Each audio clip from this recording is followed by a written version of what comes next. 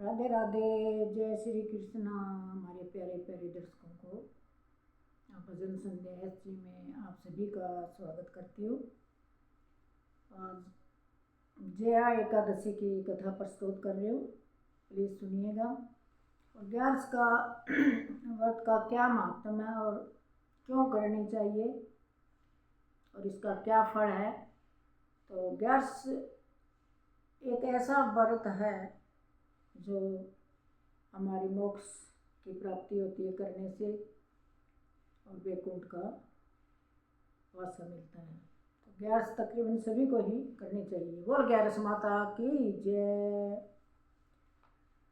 तो सर्व सिद्धि प्रदायक माघ मास के शुक्ल पक्ष की इस एकादशी का नाम जया एकादशी है और इसके व्रत में भगवान श्री कृष्ण केशव नाम की पूजा की जाती है और इस व्रत को करने वाले को भूत प्रेत पिशाच आदि का योनियों में जाने का भय नहीं रहता और अनेकों जन्म के पाप नष्ट होते हैं।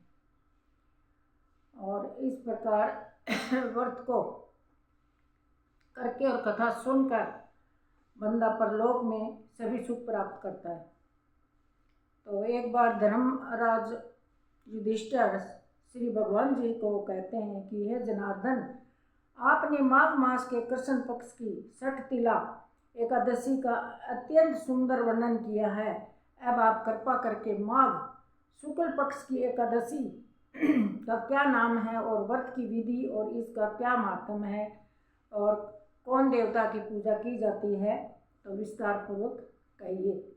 तो अभी श्री कृष्ण भगवान युधिष्ठिर को कहते हैं, हे पांडुपुत्र, इस एकादशी का नाम जया है और इसका व्रत करने से मनुष्य ब्रह्म हत्या आदि पापों से छुटकारा पाकर स्वर्ग की प्राप्ति करता है। पिशाच योनियों से भी मुक्ति मिल जाती है। अतएव सभी को यह व्रत विधि पूर्वक करना चाहिए। अब मैं तुमको पद्म पुराण की एक कथा सुनाता हूँ, सुनिए। देवराज इंद्र स्वर्ग में राज करते थे और अन्य सभी देवगण सुखपूर्वक स्वर्ग में रहते थे। एक समय इंद्र अपने नंदन वन में अप्सराओं के साथ क्रीड़ा कर रहे थे और इस प्रकार गंधर्व गान कर रहे थे और उन गंधर्वों में प्रसिद्ध पुष्पदत्त तथा उनकी कन्या पुष्पावती और चित्रसेन तथा उनकी स्त्री मलिन भी थी। मलिन का पुत्र पुष्पवान और उसका पुत्र माल्यवान भी उपस्थित थे। उस समय पुष्पवती माल्यवान को देखकर मोहित हो गई और कामवाणों से चलायमान होने लगी। उसने रूप सौंदर्य हाव भाव आदि द्वारा माल्यवान को वश में कर लिया और पुष्पवती की सुंदरता को देखकर माल्यवान भी मोहित हो गया। ये दोनों कामदेव के वश में हो गए थे, परंतु इंद्र के बुलाने पर नृत्य और गायन के लिए आना ही पड़ा। उन्होंने अप्सराओं के साथ गाना शुरू किया, परंतु कामदेव के प्रभाव से उनका मन न लगा। अशुद्ध गायन करने लगे। इनकी भाव भंगिमाओं को देखकर इंद्र ने इनके प्रेम को समझ लिया और इसमें अपना अपमान समझकर दोनों को श्राप दे दिया।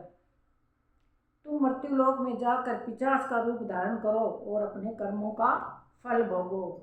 बोलो विष्णु भगवान की जय, बोलो एकादशी माता की जय। इंद्र का श्राप सुनकर ये दोनों अत्यंत दुखी हुए और हिमाचल पर्वत पर पिशाच बनकर रहने लगे।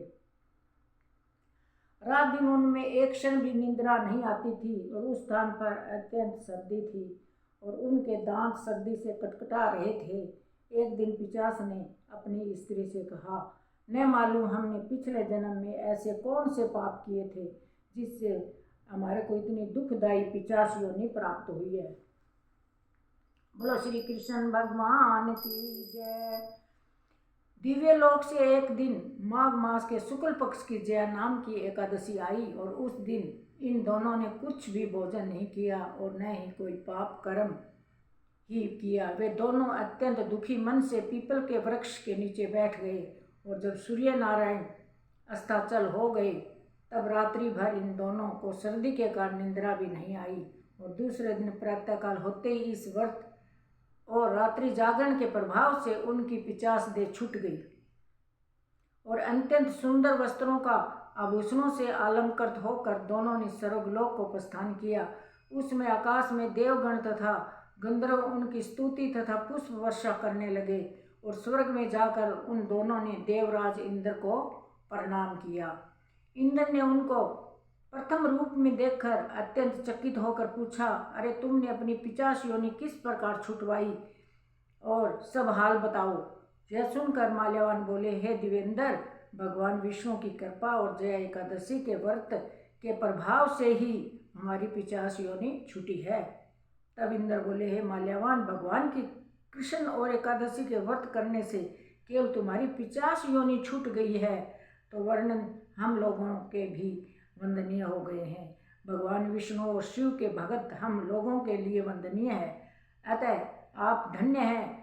अब आप पुष्पावती के साथ जाकर विहार करो।